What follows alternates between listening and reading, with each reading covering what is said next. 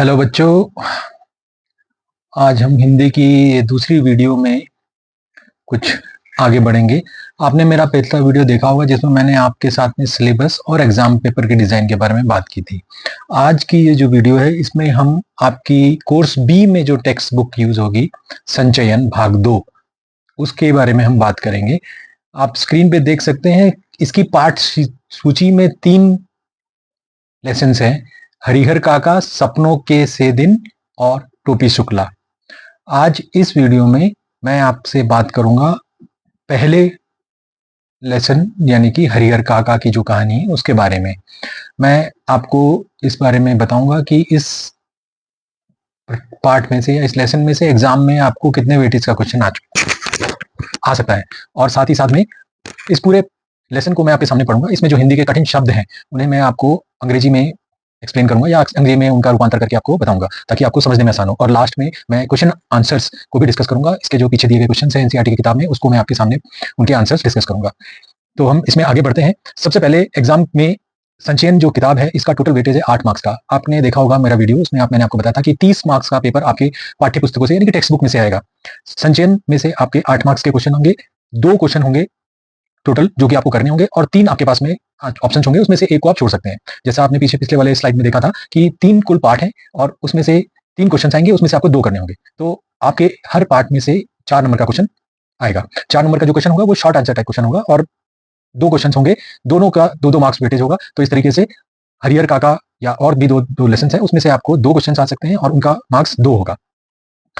आगे जाते हैं। जब इस लेसन को हम किसी भी तीनों लेसन को हम शुरू करेंगे तो उसके जो लेखक हैं यानी कि राइटर हैं, ऑथर हैं, उसके बारे में जानना जरूरी है। इस कहानी को लिखा है मिथिलेश्वर जी ने 1950 में। इनका जन्म जो है 1950 में 31 दिसंबर को हुआ था। याद रखना आसान है, 31 दिसंबर को बहुत कम जन्मदिन वाले आपको इतने आसानी से मिलेंगे। बिहार के भोजपुर जिले के रहने वाले हैं। वसीहड़ इनके गाँव का नाम था। इन्होंने हिंदी में एमए और पीएचडी करने के बाद टीचिंग का प्रोफेशन चुना था और आरा के विश्वविद्यालय में रीडर के पद पर कार्यरत थे।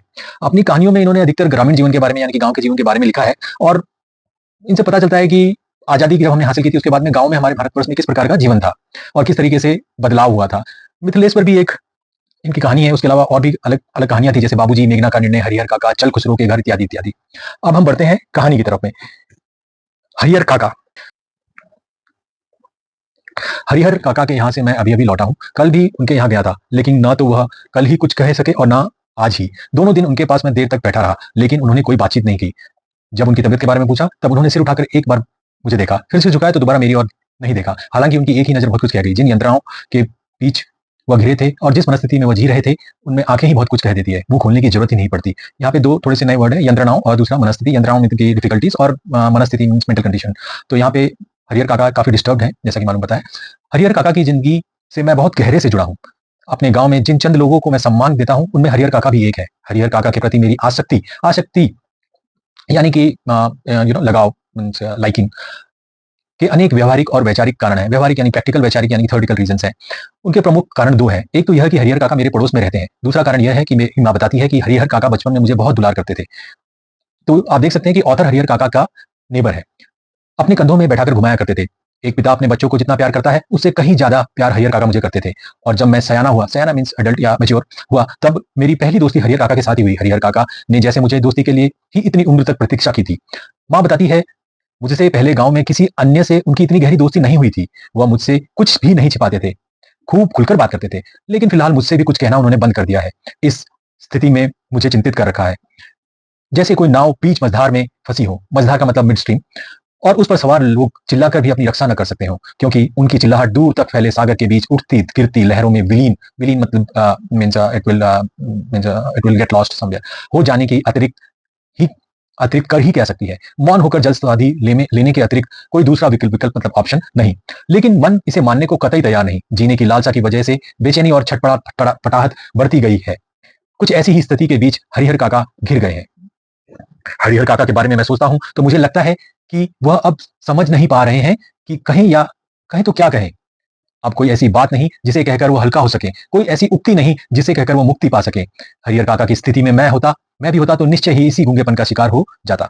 हरिहर काका इस स्थिति में कैसे आ फंसे, ये कौन सी स्थिति है, इसके लिए कौन जिम्मेदार है, यह सब बताने से पहले मैं अपने गांव और खासकर अपने गांव की ठाकुरबाड़ी बेसिकली टेंपल को कहते हैं। ठाकुर मीन्स भगवान, बाड़ी मीन्स घर, भगवान का घर, ठाकुरबाड़ी का संक्षिप्त परिचय संक्षिप्त में शॉर्ट परिचय मतलब इंट्रोडक्शन मैं आपको देना उचित समझता हूं, क्योंकि उसके बिना तो ये कहानी अधूरी ही रह जाएगी। मेरा गांव कस्बाई शहर आरा से 40 किलोमीटर की दूरी पर है, हसन बाजार बस स्टैंड के पास। गांव की कुल आबादी 2,500-3,000 होगी। गांव में 3 प्रमुख स्थान है। गांव के पश्चिम किनारे में बड़ा सा तालाब, गांव के मध्य स्थित बरगद का पुराना वृक्ष और गांव के पूर्व में ठाकुर जी का विशाल मंदिर, जिसे गांव के लोग ठाकुरबाड़ी कहते हैं। गांव में इस ठाकुरबाड़ी की स्थापना कब हुई, इसकी ठीक ठीक जानकारी किसी को नहीं। इस संबंध में गांव में जो कहानी प्रचलित है वह यह है कि वर्षों पहले जब गांव पूरी तरह से बसा भी नहीं था, कहीं से एक संत आकर स्थान पर झोपड़ी बनाकर रहने लगा। वह सुबह शाम यहाँ ठाकुर जी की पूजा करता था, लोगों से मांग कर खा लेता था और पूजा पाठ की भावना जागृत करते रहते थे। बाद में लोगों ने चंदा करके यहाँ ठाकुर जी का एक छोटा सा मंदिर बनवा दिया। फिर जैसे जैसे गांव बसता गया, आबादी बढ़ती गई और लोगों मंदिर के कलेवर का भी विस्तार होता गया। लोग ठाकुर जी की मनोती मनाते कि पुत्र हो, मुकदमे में विजय हो। मनोती मनाते मीन्स दे मांगते थे, मन्नत मांगते थे, लड़की की शादी अच्छे घर में तय हो, लड़के को नौकरी मिल जाए, और इसमें जिसकी सफलता मिलती तो वो खुशी से ठाकुर जी पर रुपये, जेवर, अनाज चढ़ाते। अधिक खुशी होती तो ठाकुर जी के नाम अपने खेत का एक छोटा सा टुकड़ा लिख देते। यह परंपरा आज भी जारी है। तो देखिए, इस पैराग्राफ में पता चलता है कि कैसे ब्लाइंड फेथ लोगों का उस टाइम पे था। दे यूज टू थिंक कि भाई भगवान से अगर मांगते हैं तो ही कुछ मिलता है, या फिर जो भी कुछ हो रहा है वो भगवान के कारण ही हो रहा है। ये ऐसा उनका एक ब्लाइंड फेथ जो है था ठाकुरबाड़ी के बारे के मंदिर के बारे में। अधिकांश लोगों का विश्वास है कि उन्हें अच्छी फसल होती है तो ठाकुर जी की कृपा से, मुकदमे में उनकी जीत हुई तो ठाकुर जी के चलते, लड़की की शादी इसलिए जल्दी तय होगी क्योंकि ठाकुर जी की मनोती मनाई गई थी। लोगों के इस विश्वास का यह परिणाम है कि गांव की अन्य चीजों की तुलना में ठाकुरबाड़ी का विकास 1000 गुना अधिक हुआ। अब तो यह गांव ठाकुरबाड़ी से ही पहचाना जाता है। यह ठाकुरबाड़ी न सिर्फ मेरे गांव की एक बड़ी और विशाल ठाकुरबाड़ी है, बल्कि पूरे इलाके में इसके जोड़ की कोई ठाकुरबाड़ी नहीं है। ठाकुरबाड़ी के नाम पे 20 बीघे खेत है। 20 बीघे means bigha is measurement of land की एक यूनिट है, तो 20 बीघा इज क्वाइट सम लैंड। काफी सारी जमीन इस मंदिर के नाम पे है। धार्मिक लोगों की एक समिति है जो ठाकुरबाड़ी की देखरेख और संचालन के लिए प्रत्येक 3 साल में एक महंत और एक पुजारी की नियुक्ति करता है। तो इनके लिए एक मैनेजमेंट कमेटी है और वो हर 3 साल में एक हेड प्रीस्ट यानी कि महंत बनाते हैं और एक पुजारी प्रीस्ट जो कि नियुक्ति यानी कि अपॉइंट करते हैं। ठाकुरबाड़ी का काम लोगों के अंदर ठाकुर जी के प्रति भक्ति भावना पैदा करना है तथा धर्म से विमुख हो रहे लोगों को रास्ते पर लाना है।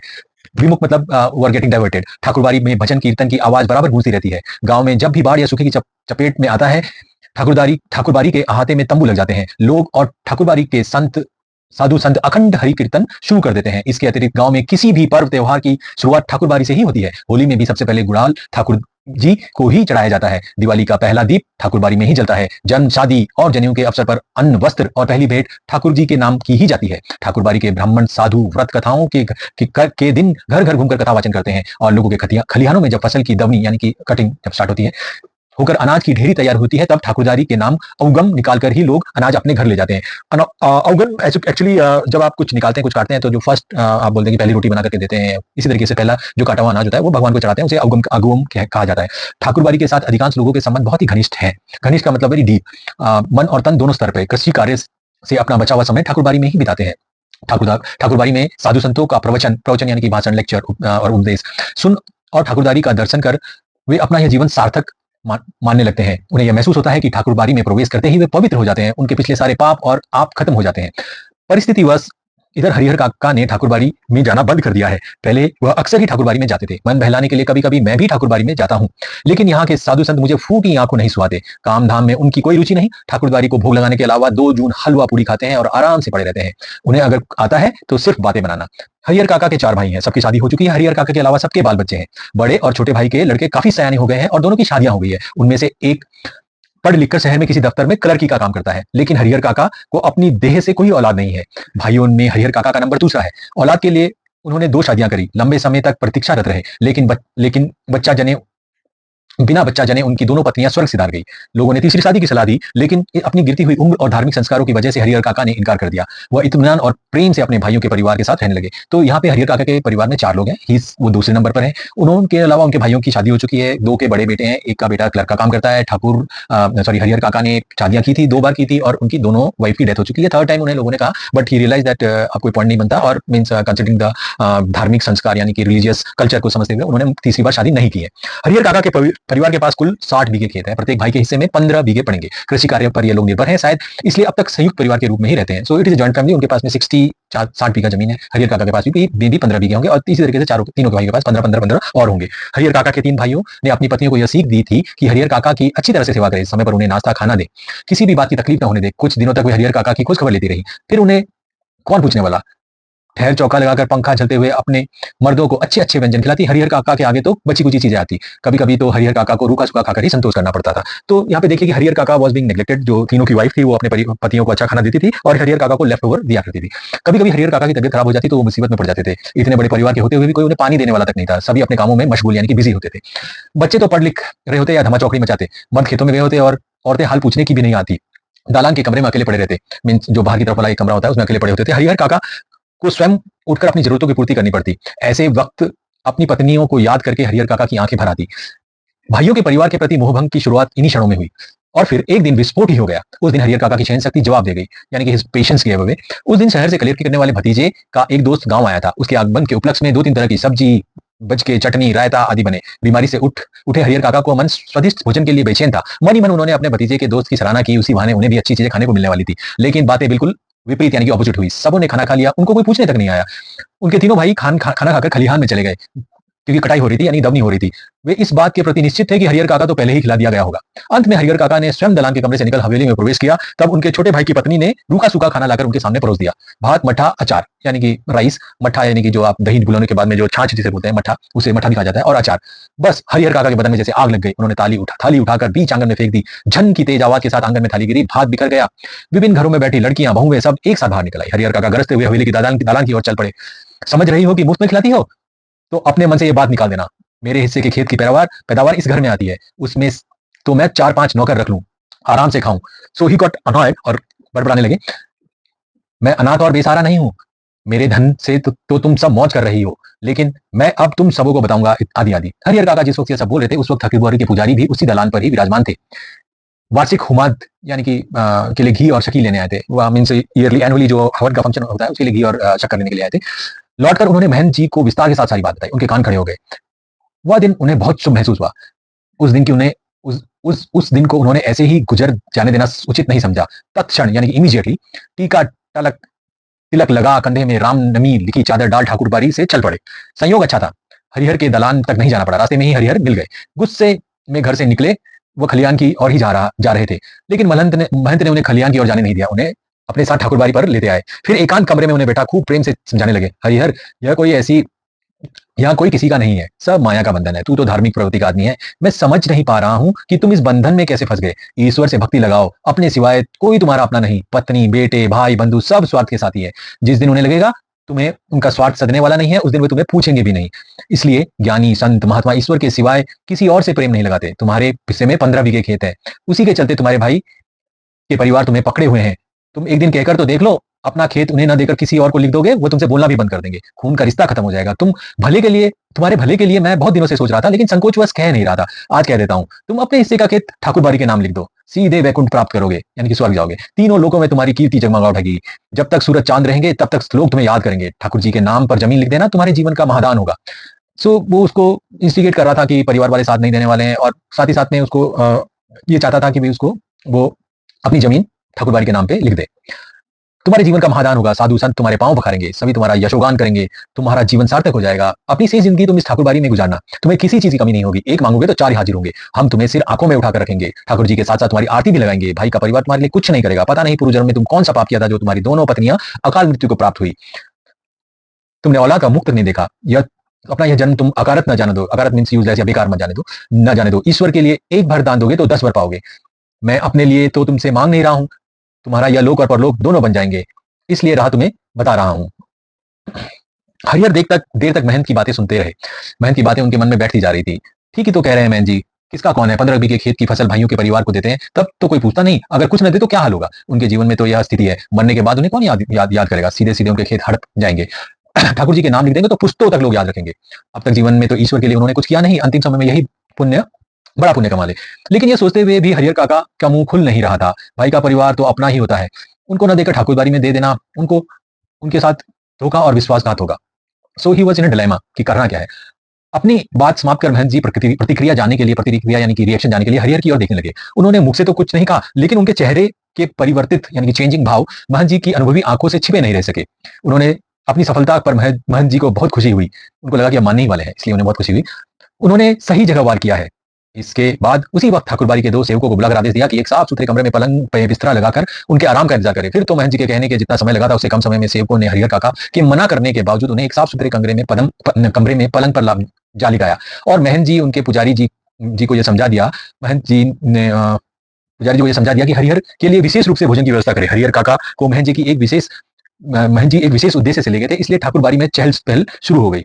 इधर शाम को हरिहर काका के भाई जब खलियान से लौटे तब उन्हें इस दुर्घटना का पता चला। पहले तो अपनी पत्नियों पर वे खूब बसे, फिर एक जगह बैठकर चिंतामग्न हो गए। हालांकि गांव में किसी व्यक्ति ने भी उनसे कुछ नहीं कहा था। महंत जी ने हरिहर काका को क्या क्या समझाया है इसकी भी जानकारी उन्हें नहीं थी, लेकिन इसके बावजूद मन शंकालु और बेचैन हो गया, यानी कि सस्पिशियस शंकालु और बेचैन मींस रेस्टलेस हो गया। दरअसल बहुत सारी बातें ऐसी होती है जिन्हें बिना बताए ही लोगों को मिल जाती है। शाम गहराते गहराते हरिहर काका के तीनों भाई ठाकुरबाड़ी पहुंचे। उन्होंने हरिहर काका को वापस घर चलने के लिए कहा। इससे पहले कि हरिहर काका कुछ कहते महंत जी बीच में ही आ गए। आज हरिहर को यही रहने दो, बीमारी से उठा है, उसका मन शांत है, ईश्वर के दरबार में हो रहेगा तो शांति मिलेगी। लेकिन उनके भाई उन्हें घर ले चलने के लिए जिद करने लगे। इस पर ठाकुरबाड़ी के साधु संत उन्हें समझाने लगे। वहां उपस्थित लोगों ने भी कहा कि एक रात ठाकुरबाड़ी में रह जाएंगे तो क्या हो जाएगा। अंततः भाइयों को निराशा हो वहां से लौटना पड़ा। रात में हरिहर काका को भोग लगाने के लिए जो मिष्ठान और व्यंजन मिले वैसे उन्होंने कभी नहीं खाए थे। घी टपकते मालपुए, रस बुनियाल, लड्डू, छेने की तरकारी, दही, खीर पुजारी जी ने स्वयं अपने हाथों से खाना परोसा था। पास में बैठे महंत जी धर्म चर्चा से मन में शांति पहुंचा रहे थे। एक ही रात में ठाकुरबाड़ी में जो सुख शांति और संतोष पाया वो अपने अब तक के जीवन में उन्होंने नहीं पाया था। इधर तीनों भाई रात भर सो नहीं सके। भाविया आशंका उनके मन में मतती रही। 15 बीघे खेत, इस गांव की उपजाऊ जमीन, 2 लाख से अधिक की संपत्ति अगर हाथ से निकल गई तो फिर वो कहीं के ना रहेंगे। सुबह तड़के ही तीनों भाई पुनः ठाकुरबाड़ी पहुंचे। हरिहर काका के पांव पकड़ रोने लगे। अपनी पत्नियों की गलती के लिए माफी मांगी, उन्हें दंड देने की बात कही, साथ ही खून के रिश्ते की माया फैलाई। हरिहर काका का दिल पसीज गया, वो पुनः वापस घर लौट गए। लेकिन ये क्या, इस बार अपने घर में जो बदलाव उन्होंने लक्ष्य किया था उससे उन्हें सुखद आश्चर्य में दिया। घर के छोटे बड़े सब उन्हें सिर आंखों पर उठाने को तैयार। भाइयों की पत्नियों ने उनके पैर पर माथा रख गलती के लिए क्षमा याचना की। फिर उनकी आओ भगत और खातिर शुरू हो गई। वैसे खातिर जैसे किसी मेहमान के आने पर होती है। उनकी रुचि और इच्छा के मुताबिक रोज उनका नाश्ता खाना। 5 महिलाएं उनकी सेवा में मुस्तैद यानी रेडी। तीनों भाइयों की पत्नियां और उनकी 2 बहुएं। हरिहर काका आराम से दलान में पड़े रहते। जिस किसी चीज की इच्छा होती आवाज लगाते ही हाजिर। वो समझ गए थे कि ये सब महंत जी के चलते ही हो रहा है, इसलिए महंत जी के प्रति उनकी मन में आदर और श्रद्धा के भाव निरंतर बढ़े ही जा रहे थे। बहुत बार ऐसा होता था कि बिना किसी के कुछ बताए गांव के लोग असली तथ्य से स्वयं वाकिफ हो जाते हैं।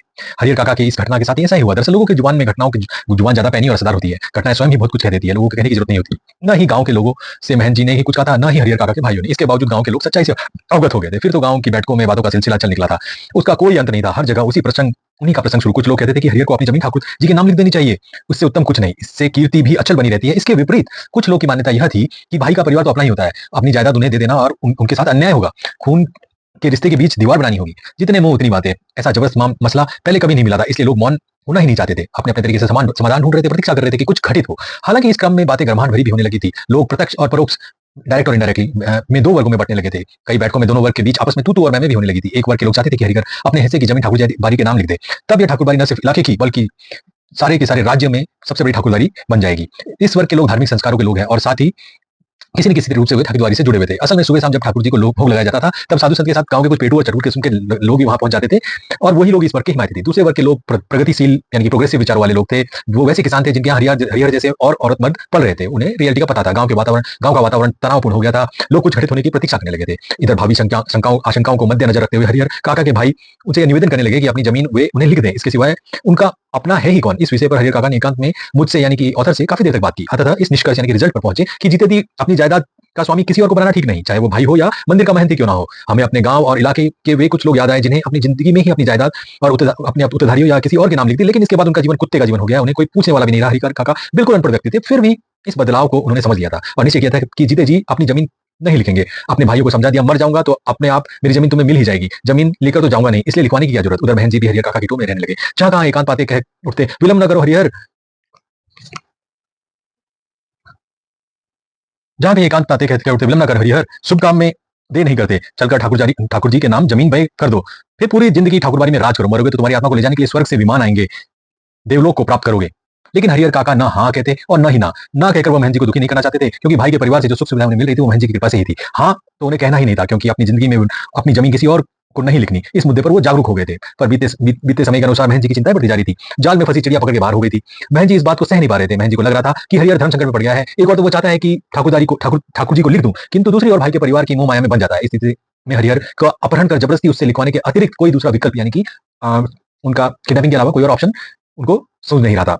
और उन्होंने सोचा कि बाद में हरिहर स्वयं राजी हो जाएगा। महंत जी लड़ाकू और दबंग प्रकृति के आदमी है। अपनी योजना को कार्य रूप में परिणत करने के लिए जी जान से जुट गए। हालांकि यह सब गोपनीयता का निर्वाह करते हुए ही कर रहे थे, सीक्रेटली कर रहे थे। हरिहर काका के भाइयों को इसकी भनक तक नहीं लगी। बहुत अभी हाल ही की है, आधी रात के आसपास ठाकुरबाड़ी के साधु संत और उनके पक्षधर भाला गंडा साहब बंदूक से लैस एकाएक हरिहर काका के दलान पर आ धमके। हरिहर काका के भाई इस अप्रत्याशित यानी कि अनएक्सपेक्टेड हमले के लिए तैयार नहीं थे। इससे पहले कि वे जवाबी कार्रवाई करें और गुहार लगाकर अपने लोगों को जुटाए, तब तक आक्रमणकारी उनको पीठ पर लादकर चंपत हो गए। हरिहर काका का किडनैप हो गया। गांव में किसी ने ऐसी घटना नहीं देखी थी, ना ही सुनी थी। सारा गांव जाग गया, शुभचिंतक उनके यहाँ जुटने लगे, लेकिन अन्य लोग अपने दलान और मकान की छतों में जमा होकर आहट लेने और बातचीत करने लगे। हरिहर काका के भाई लोगों के साथ उन्हें ढूंढने निकले। उन्हें लगा कि यह महंत का काम है। वे मय दल बल ठाकुरबाड़ी जा पहुंचे। वहां खामोशी और शांति नजर आई। रोज की भांति ठाकुरबाड़ी का मुख्य द्वार बंद था। वातावरण में रात का सन्नाटा और सुनापन व्याप्त था। उन्हें लगा यह काम महंत का नहीं, बाहर के डाकुओं का है। वे तो हर जाने की मोटी रकम लेकर ही हरिहर काका को मुक्त करेंगे। खोज में निकले लोग किसी दूसरी दिशा की ओर प्रस्थान करते कि इसी समय ठाकुरबाड़ी के अंदर से बातचीत करने की सम्मिलित किंतु धीमी आवाज सुनाई पड़ी। सबके कान खड़े हो गए। उन्होंने यकीन हो गया कि हरिहर काका इसी में है। अब क्या सोचना था। वे ठाकुरबाड़ी का फाटक पीटने लगे। इस समय ठाकुरबाड़ी की छत से रोड़े पत्थर उनके ऊपर गिरने लगे। वे तितर बितर होने लगे। अपने हथियार संभाले, लेकिन हथियार संभालने से पहले ही ठाकुरबाड़ी के कमरों की खिड़कियों से फायरिंग शुरू हो गई। एक नौजवान के पैर पर गोली लगी और गिर गया। गिरते ही हरिहर काका के भाइयों के पक्ष से भाग गए। अब वो सिर्फ 3 बचे रह गए और 3 के बुतों बस ये नहीं थे कि वह ये लड़ाई जीत सके, इसलिए वे कस्बे के पुलिस थाने की तरफ दौड़ पड़े। इधर ठाकुरबाड़ी के भीतर महंत और कुछ चंद विश्वासी साधु साधे और लिखे कागजों पर अनपढ़ हरिहर काका के अंगूठे के निशान जबरन ले रहे थे। हरिहर काका तो महंत के इस व्यवहार से जैसे आसमान से जमीन पे आ गिरे थे। उन्होंने सपने में नहीं सोचा था कि महंत इस रूप में भी आएंगे। जिस महंत को वो आदरणीय और श्रद्धेय यानी कि रेस्पेक्टफुल समझते थे, वह महंत अब उन्हें घृणित, दुराचारी और पापी नजर आने लगा था। अब तो वह महंत की सूरत भी नहीं देखना चाहते थे। अब अपने भाइयों का परिवार महंत की तुलना में उन्हें ज्यादा पवित्र, नेक और अच्छा लगने लगा था। हरिहर काका ठाकुरबाड़ी से अपने घर पहुंचने के लिए बेचैन थे, लेकिन लोग उन्हें पकड़े हुए थे और महंत जी उन्हें समझा रहे थे, तुम्हारे भले के लिए ही ये सब किया गया है हरिहर। अभी तुम्हें लगेगा कि हम लोग तुम्हारे साथ जोर जबरदस्ती की, लेकिन बाद में तुम समझ जाओगे कि जिस धर्म संकट में तुम पड़ रहे थे उसे उबारने का यही एकमात्र रास्ता था। एक और ठाकुरबाड़ी के भीतर जबरन अंगूठे के निशान लेने और पकड़ कर समझाने का कार्य चल रहा था। वहीं हरिहर काका के तीनों भाई सुबह होने से पहले पुलिस की जीप के साथ ठाकुरबाड़ी आ पहुंचे। जीप में तीनों भाई, एक दरोगा और पुलिस के 8 जवान उतरे। पुलिस के इंचार्ज ने ठाकुरबाड़ी के फाटक पर आवाज लगाई, दस्तक दी, लेकिन अंदर से कोई जवाब नहीं आया। तो पुलिस के जवानों ने ठाकुरबाड़ी को चारों तरफ से घेरना शुरू किया। ठाकुरबाड़ी अगर छोटी रहती तो पुलिस के जवान आसानी से उसे घेर लेते, लेकिन विशालकाय ठाकुरबाड़ी पुलिस के सीमित जवान के घेरे में नहीं आई, यानी कि वहां पे कोई ना कोई गैप रह गया। फिर भी जितना संभव हो सका उस रूप में उन्होंने घेरा डाला और अपना अपना मोर्चा संभाल सुबह की प्रतीक्षा करने लगे। हरिहर काका के भाइयों ने सोचा कि जब वे पुलिस के साथ ठाकुरबाड़ी पहुंचेंगे तो ठाकुरबाड़ी के भीतर से हमले होंगे और साधु संग रंगे हाथों पकड़े जाएंगे, लेकिन ऐसा कुछ नहीं हुआ। ठाकुरबाड़ी के अंदर एक रोड़ा भी बाहर नहीं है और शायद पुलिस को आते हुए उन्होंने देख लिया था। सुबह होने में अभी कुछ देर थी, इसलिए पुलिस इंचार्ज रहकर ठाकुरबाड़ी खोलने के और साधु संतों को सरेंडर करने के लिए आवाज लगा रहे थे। साथ ही पुलिस की वर्ग की ओर से हवाई फायर भी किए गए, लेकिन ठाकुरबाड़ी की ओर से कोई जवाब नहीं आया। सुबह तड़के एक वृद्ध साधु ने ठाकुरबाड़ी का फाटक खोला। उस साधु की उम्र 80 वर्ष से अधिक ही होगी। वह लाठी के सारे कांपते हुए खड़ा था। पुलिस इंचार्ज ने उस वृद्ध साधु के पास पहुंचकर हरिहर काका और ठाकुरबाड़ी के महंत पुजारी वाले साधु के बारे में पूछा, लेकिन उसने कुछ भी बताने से इनकार कर दिया। पुलिस इंचार्ज ने इस बार उससे पूछा, डांट लगाई, धमकियां दी, लेकिन हर बार एक ही बात कहता, मुझे कुछ मालूम नहीं। ऐसे वक्त पुलिस के लोगों को मारपीट का सहारा लेकर भी बात बुलवाते हैं, लेकिन साधु का वय यानी कि उम्र देखकर पुलिस इंचार्ज को महटिया जाना पड़ा, यानी कि इग्नोर करना पड़ा। पुलिस इंचार्ज के नेतृत्व में पुलिस के जवान ठाकुरबाड़ी की तलाशी लेने लगे, लेकिन ना तो ठाकुरबाड़ी के नीचे कमरों में कोई पाया, ना ही छत के ऊपर के कमरों में। पुलिस के जवानों ने खूब छानबीन की, लेकिन वहां पर वृद्ध साधु के अलावा कोई और नहीं मिला। हरिहर काका के भाइयों को चिंता, परेशानी और दुखद आश्चर्य हुआ। ठाकुरबाड़ी के महंत और साधु संत हरिहर काका को लेकर कहीं भाग गए। अब क्या होगा। काफी पैसे खर्च कर पुलिस को लाए थे। पुलिस के साथ आने के बाद वो अंदर अंदर गर्व महसूस कर रहे थे। उन्हें लग रहा था कि भाई को अब आसानी से घर ले जाएंगे, लेकिन और साधु संतों को जेल भिजवा देंगे, लेकिन दोनों में से कुछ भी नहीं हुआ। ठाकुरबाड़ी में जो कमरे खुले थे उनकी तलाशी ले ली। उसके बाद जिन कमरों में चटकने आती उन्हें भी खोलकर देख लिया।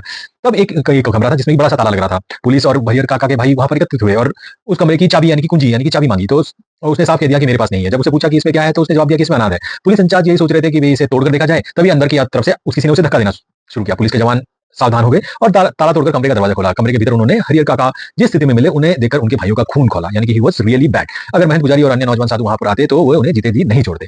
हरिहर काका के हाथ और पांव तो बांध दिए गए थे, उनके मुंह पर कपड़ा ठूसकर बांध दिया गया था। हरिहर काका जमीन पर लुढ़कते हुए दरवाजे तक आए और पैरों से उन्होंने दरवाजे को धक्का दिया। काका को बंधन मुक्त किया गया और उनके मुंह से कपड़ा निकाल गया। काका ने फिर महंत पुजारी और साधुओं की काली करतूतों का पर्दाफाश करना शुरू किया कि वो साधु नहीं है, डाकू, हत्यारे हैं, कसाई है। किस तरह से उन्हें कमरे में बंद करके गुप्त दरवाजे से निकल गए और उनका सादे और लिखे हुए कागजों में जबरन अंगूठे लिए। हरिहर काका ने काफी देर तक अपने बयान दर्ज किए। उनके बयानों से उन्होंने साधुओं के प्रति नफरत और घृणा व्यक्त की। अब हरिहर काका पुनः अपने भाइयों के परिवार के साथ रहने लगे। इस बार दालान पर नहीं, घर के अंदर रखा गया। किसी बहुमूल्य वस्तु की तरह छिपाकर, संजोकर उनकी सुरक्षा के लिए रिश्ते नाते में जितने सूरमा थे सबको बुला लिया गया था। हथियार जुटा लिए गए थे। 24 घंटे पहरा दिया जाने लगा था। अगर किसी आवश्यक कार्य काका घर से बाहर निकलते तो 4-5 की संख्या में हथियारों से लैस लोग उनके आगे पीछे चलते। रात में चारों तरफ से घेर कर सोते। भाइयों ने ड्यूटी बांध ली थी और वो बारी बारी से इधर ठाकुरबाड़ी का दृश्य भी बदल गया था। एक से एक खूंखार लोग ठाकुरबाड़ी में आ गए थे। उन्हें देखकर ही डर लगता था। गांव के बच्चे तो ठाकुरबाड़ी की ओर जाना ही बंद कर दिया था। हरिहर काका को लेकर गांव प्रारंभ से ही 2 वर्गों में बटा हुआ था। इस नई घटना को लेकर दोनों तरफ से प्रतिक्रियाएं व्यक्त की जाने लगी और अब हरिहर काका एक सीधे साधे भोले किसान की अपेक्षा एक चतुर और ज्ञानी हो चले थे। वे महसूस करने लगे थे कि उनके भाई अचानक उनको जो आदर, सम्मान और सुरक्षा प्रदान करने लगे हैं, उसकी वजह लोगों के साथ उनके सगे भाई का संबंध नहीं बल्कि जायदाद है, अन्यथा वो उनको पूछते तक नहीं।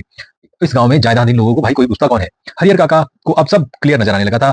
महंत की चुकनी चिपड़ी बातों के भीतर की सच्चाई को भी वो अब जान गए थे। ठाकुर जी के नाम पर वो अपना और अपने साधुओं का पेट पालता था। उसे धर्म और पदमात से कोई मतलब नहीं था। निजी स्वार्थ के लिए साधु होने का और पूजा पाठ करने का ढोंग रचाया था। किसी भी तरह धन अर्जित कर बिना परिश्रम और आराम से रहना उनका इरादा था। इसलिए हरिहर काका ने मन ही मन तय कर लिया था कि अब वो महंत को अपने पास भटकने नहीं देंगे, साथ ही साथ जिंदगी में अपनी जायदाद भाइयों को भी नहीं लिखेंगे, अन्यथा वो फिर दूध की मक्खी हो जाएंगे जिसे लोग निकाल कर फेंक देंगे, कोई पूछेगा भी नहीं और बुढ़ापे का दुख बिताए नहीं बीतेगा। लेकिन हरिहर चाचा काका कुछ और रहे थे और वातावरण दूसरा ही तैयार हो रहा था। ठाकुरबाड़ी में जिस दिन उन्हें वापस लाया गया उसी दिन से उनके भाई और रिश्ते नाते के लोग समझाने लगे कि विधिवत अपनी अपनी जायदाद अपने भतीजे के नाम लिख दो, और जब तक ऐसा नहीं करेंगे तो महंत की गिरद दृष्टि उनके ऊपर लगी रहेगी। सिर पर मंडरा रहे तूफान से मुक्ति पाने के लिए उनके समक्ष अब यही एकमात्र रास्ता है। तो वो अभी भी परस्यू कर रहे थे कि हरिहर काका जो है अपने भतीजों के नाम संपत्ति लिख दे। सुबह दोपहर शाम रात भर यही चर्चा रहती थी कि, और काका जो है साफ साफ नकार देते थे। वो कहते थे कि मेरे पास तो ऑटोमेटिकली आप लोगों को मिल जाएगी, तो इसमें लिखने का कोई अर्थ नहीं है। और जो महंत ने अंगूठे लगवाए थे उसके अगेंस्ट हमने मुकदमा यानी कि केस फाइल कर दिया है। भाई जब जब समझाते और जब उन्हें वो हार गए तो उन्होंने डांटना शुरू कर दिया, दबाव देना शुरू कर दिया। लेकिन हरिहर काका फिर भी राजी नहीं हुए। स्पष्ट कह दिया, क्लियरली कह दिया कि जिंदगी में तो नहीं लिखेंगे। बस एक रात भाइयों ने भी वही रूप धारण किया जो महंत और उसके सहयोगियों ने धारण किया था। हरिहर काका को अपनी आंखों पर विश्वास नहीं हुआ। वो अपने सगे भाई जो उनकी सेवा और सुरक्षा के लिए तैयार थे, उनको अपना अभिन्न समझते थे, जो उनकी नींद में सोते और जागते थे, अब वो हथियार लेकर उनके सामने खड़े थे और कह रहे थे सीधे मन से कागजों में जहां जहां जरूरत है अंगूठे के निशान बनाते चलो, अन्यथा मार कर यहीं घर के अंदर गाड़ देंगे, गांव के लोगों को भी कोई सूचना तक नहीं मिलने पाएगी। हाँ, बट अगर पहले वाली बात होती तो हरिहर काका शायद डर जाते।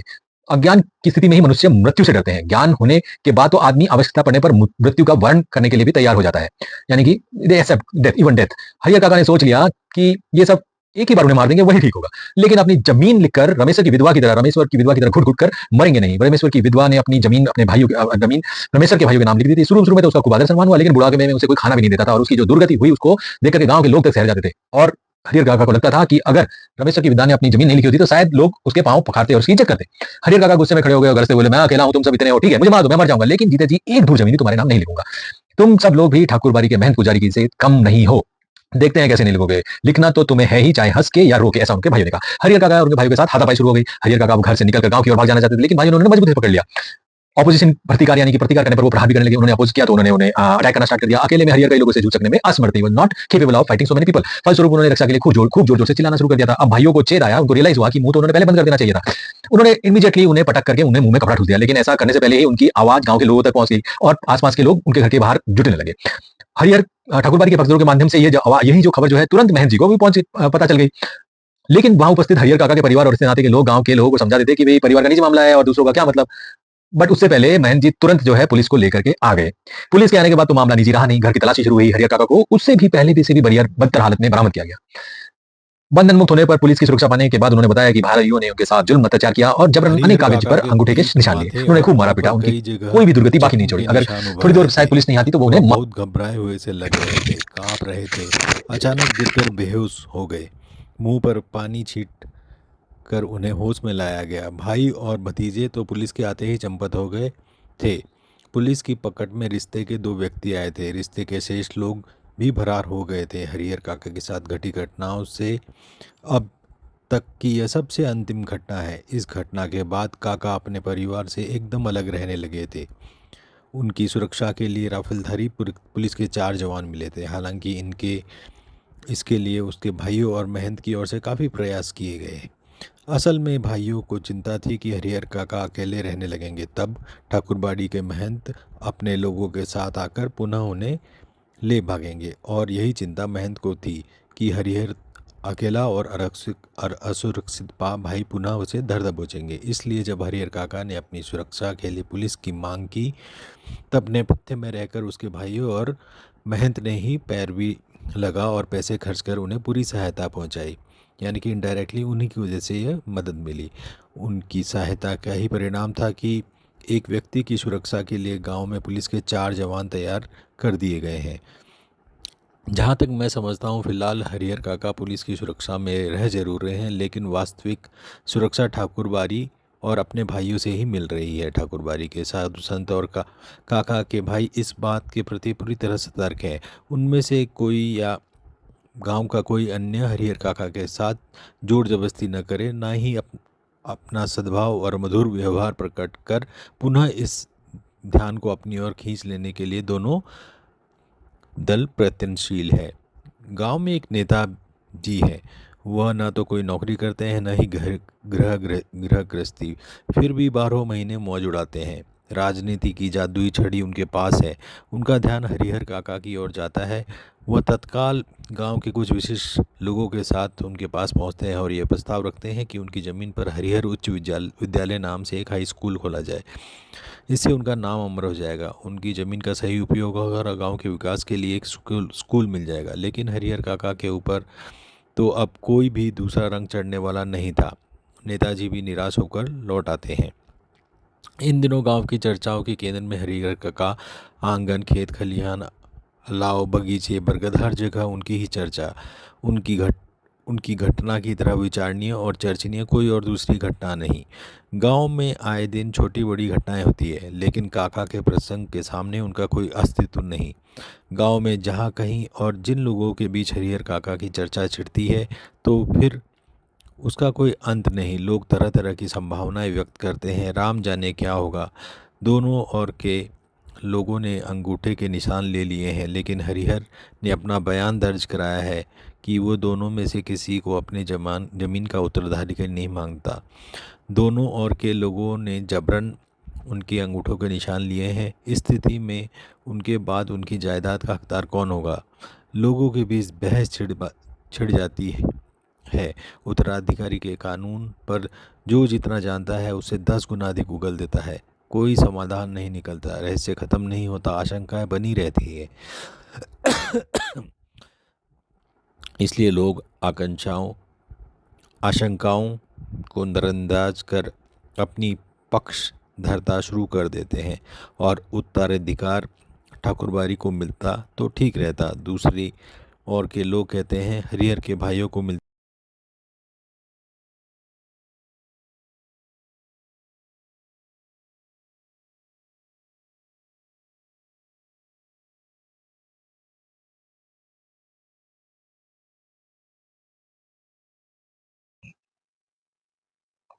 एक दूसरी खबर आती है कि हरिहर मरेंगे तो उन्हें अग्नि प्रदान करने के लिए ठाकुरबाड़ी के साधु संत और काका के भाइयों के बीच काफी लड़ाई होगी और दोनों की ओर से अग्नि प्रदान करने का निश्चय हो चुका है। एक तीसरी खबर आती है कि हरिहर काका की मृत्यु के बाद उनकी जमीन पर कब्जा करने के लिए उनके भाई अभी भी तैयारी कर रहे हैं। इलाके के मशहूर डाकू बुटन सिंह से उन लोगों ने पक्की बातचीत कर ली है। हरिहर के 15 बीघे खेत में से 5 बीघे बुटन ले लेगा और दखल करा देगा। इससे पहले भी 2-3 मामले बुटन ने इसी तरह के निपटाए हैं और पूरे इलाके में उसके नाम की तूती बोलती है, यानी कि उसका इन्फ्लुएंस बहुत भयंकर है। और चौथी खबर आती है कि महन जी ने निर्णय ले लिया है कि हरिहर की मृत्यु के बाद देश के कोने कोने से साधुओं और नागाओं को वो बुलाएंगे। ये अलग अलग अफवाहें फैल रही है। रहस्य रहस्यात्मक और भयावही खबरों से गांव का आकाश आच्छादित हो गया था, यानी कि ढका हुआ था। चारों तरफ बहुत सारे रूमर्स चल रहे थे, डेंजरस और खबरें चल रही थी। दिन प्रतिदिन आतंक का माहौल गहराता जा रहा था। सबके मन में यह बात है कि हरिहर कोई अमृत पीकर तो आए नहीं है, एक ना एक दिन तो मरना ही है, फिर भयंकर तूफान की चपेट में आएगा ये गांव। उस वक्त क्या होगा कुछ कहा नहीं जा सकता। ये एक छोटी सी लड़ाई नहीं, एक बड़ी लड़ाई है। जाने अनजाने पूरा गांव इसकी चपेट में आएगा ही। इसलिए लोगों के अंदर भय भी है और प्रतीक्षा भी, ऐसी प्रतीक्षा जिसे झुटलाकर भी उसके आगमन को टाला नहीं जा सकता। और हरिहर काका वो तो बिल्कुल ही मौन है, अपनी जिंदगी के शेष दिन काट रहे हैं। एक नौकर रख लिया है जो उन्हें बनाता खिलाता है।